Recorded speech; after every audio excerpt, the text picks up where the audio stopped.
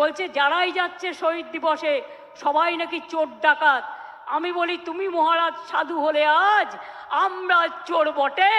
নরকঙ্কালের সরকার বাংলাটাকে শেষ করে দিয়েছিলে। রাম বাম শাম তিনটে হয়েছে একসাথে, জগাই মাধাই গদাই। এদের বিরুদ্ধে আমাদের লড়াই চলছে এবং চলবে। মনে আছে সিঙ্গুর আন্দোলনের কথা, মনে আছে 21শে জুলাই আন্দোলনের কথা, মনে আছে ভাঙড়ের আন্দোলনের কথা, মনে আছে?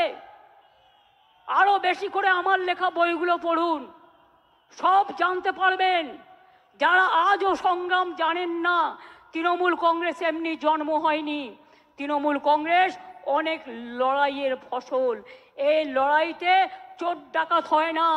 যারা সঠিক তৃণমূল, আপনারা কিছু কিছু ঢুকে কেউটে সাপের মতো আচরণ করলে আমরা তাদের বিরুদ্ধে ব্যবস্থা নিই। মনে রাখবেন, সবচেয়ে বড় ডাকাত, সবচেয়ে বেশি কাটমানি খায় কারা? সিপিএম দেখিয়ে দিয়েছে, বিজেপি এখন করছে। আগে নিজের দিকে তাকান। Charity begins at home. কোথায় পালাবেন? জায়গা খুঁজে রেখেছেন তো? 2026-এ আরো বেশি সিট নিয়ে জিততে হবে এবং জেতবার পর আমাদের লক্ষ্য হবে দিল্লি লড়াই।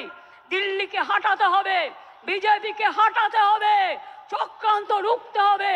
আর যদি মনে করেন এজেন্সি লাগিয়ে চক্রান্তকে রুখবেন, জেনে রাখুন আমরা জেলে থাকলেও আমাদের এখানে ছোট্ট বৃক্ষ হয়ে জন্মাবো, আর দিল্লিতে গিয়ে আমরা ওটা শাখা পোশাখা নিয়ে বিস্তার করব। আমাদের আটকে রাখা যায় না, আমাদের রোখা যায় না।